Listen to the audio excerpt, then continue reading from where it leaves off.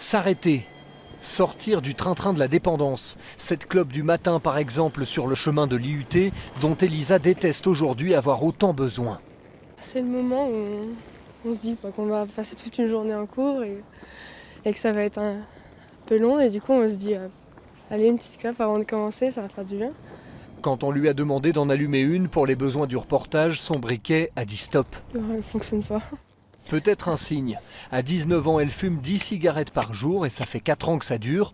Comme tout le monde, elle a déjà essayé d'arrêter, mais vous savez bien. Je me disais à chaque fois, c'est pas grave, si je reprends, j'arrêterai plus tard, mais c'est vraiment la volonté. Puis même quand on arrive en cours, on a nos amis qui fument. Chez nous, on a la famille qui fume aussi.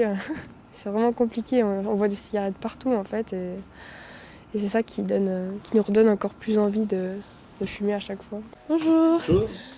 J'aurais voulu savoir si vous aviez les kits pour le mois sans tabac, s'il vous plaît. Oui, on les a reçus. Et si pour augmenter les chances de chacun, tous les fumeurs arrêtaient en même temps le 1er novembre. C'est le concept du mois sans tabac lancé par le ministère de la Santé.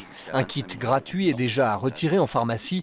Il contient un calendrier avec des conseils pour tenir jour après jour. Un mois, c'est effectivement un cap. D'ailleurs, tous les substituts nicotiniques sont par période d'1 mois. Donc, un mois, c'est déjà bien. Et puis après, on passe au mois suivant. Mais c'est par étapes. Il ne faut pas essayer de voir à 5 ans.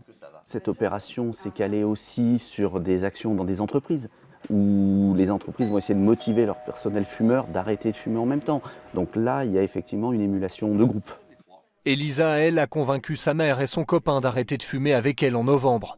Au-delà bien sûr de l'intérêt pour sa santé, dans son kit, elle a lu qu'elle pourrait économiser 12 000 € en 10 ans. Et franchement, elle n'est pas contre.